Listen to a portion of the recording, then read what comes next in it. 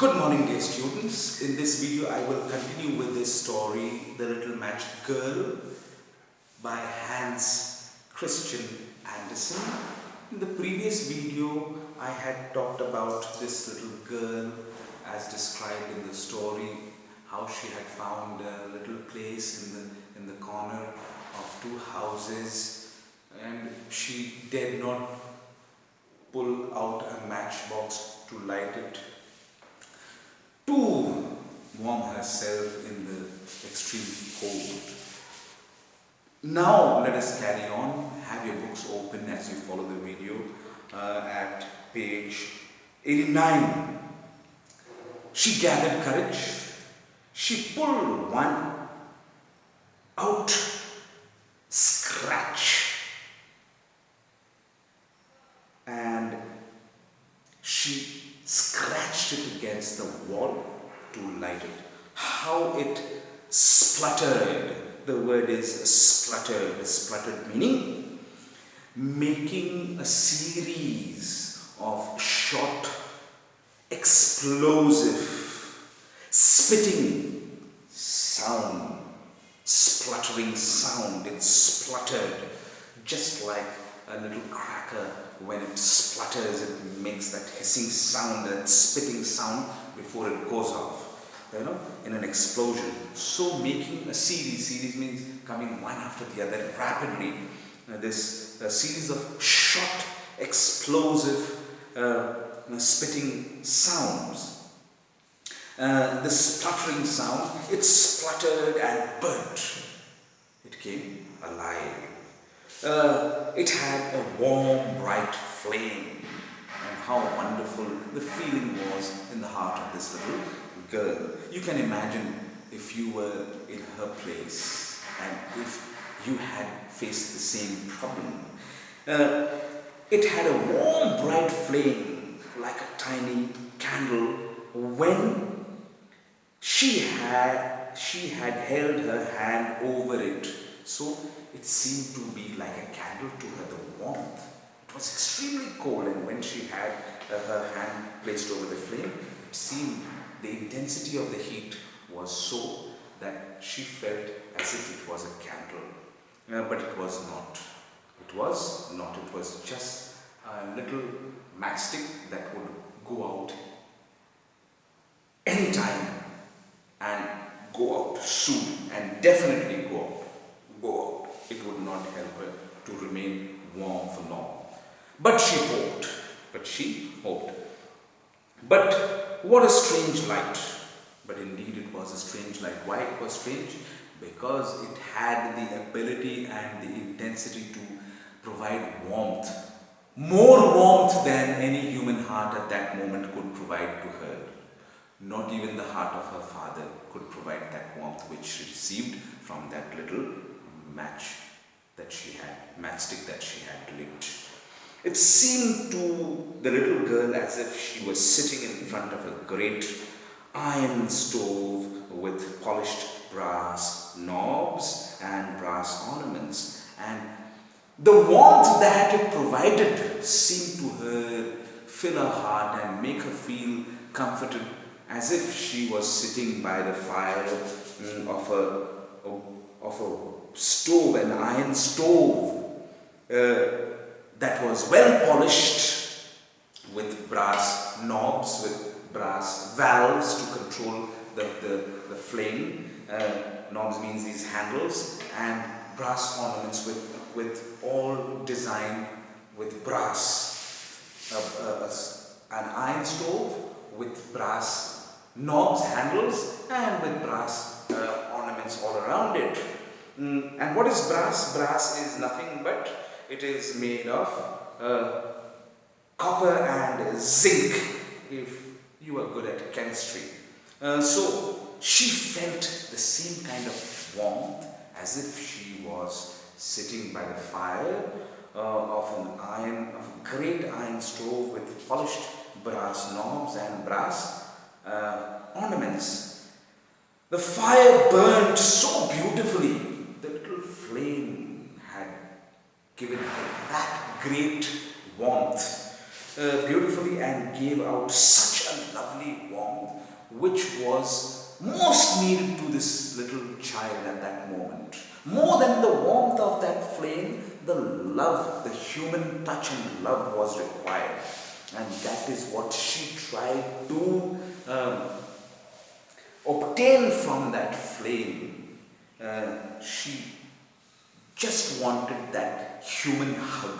If her father could hug her and be affectionate, probably she would not have wanted the same warmth which she derived at that point of time from that flame. Oh, how wonderful that was! She felt wonderful and comforted and warm. The child had already stretched. How wonderful that was. The child had already oh, how wonderful that was. The child had already stretched her feet to warm them, and the child was already, this little girl was feeling so warm and comfortable that she brought out her feet from underneath her body and she tried to warm them in the fire of the matchstick. When out went the flame, and the flame was gone. Just like that, in a jiffy, in a moment, the stove vanished, and this beautiful feeling, this beautiful vision of the stove with brass knobs and brass ornaments on it disappeared.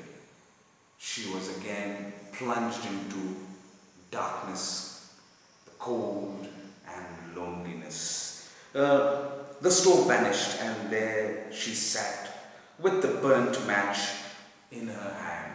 The burnt match, the cold, the fear of being beaten, loneliness and hunger.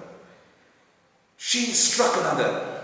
It burnt clearly, and where the light fell upon the wall, the bricks became transparent to her. Do you think she was hallucinating? The author is trying to bring us the message of the story. So, yes, she can. She was in fact desiring from her innocent little heart, within her innocent little heart, to be comforted, to be loved, to be treated well. And this is what, when she struck the other matchstick, it burnt clearly, and where the light fell, it fell on the wall. As far as it fell, the limits of the light, the bricks got transparent, like a gauze, G-A-U-Z-E, gauze. And what is a gauze? A thin, transparent fabric cloth made of silk or cotton. And gauze you use when you get hurt. The nurse or doctor would have it wrapped around your wound after applying the ointment or medication, whatever, and a cotton piece, and then she or he would have you wrapped around the wound a gauze. So the wall suddenly, the thick, hard, cold brick wall suddenly just melted away and formed a gauze before her, through which she could see clearly, a little haze, but more clear than in the dark. She could see right into the room of that house, where a shining white cloth, tablecloth, was spread on a table. It was covered with beautiful china. And in the center, beautiful china means it was on the table were all the china crockery, all the dishes and containers and plates, all made with china clay, porcelain, porcelain, porcelain, that usually you have your meals on. So on the table it was covered with a lovely tablecloth, and on it were all these fine china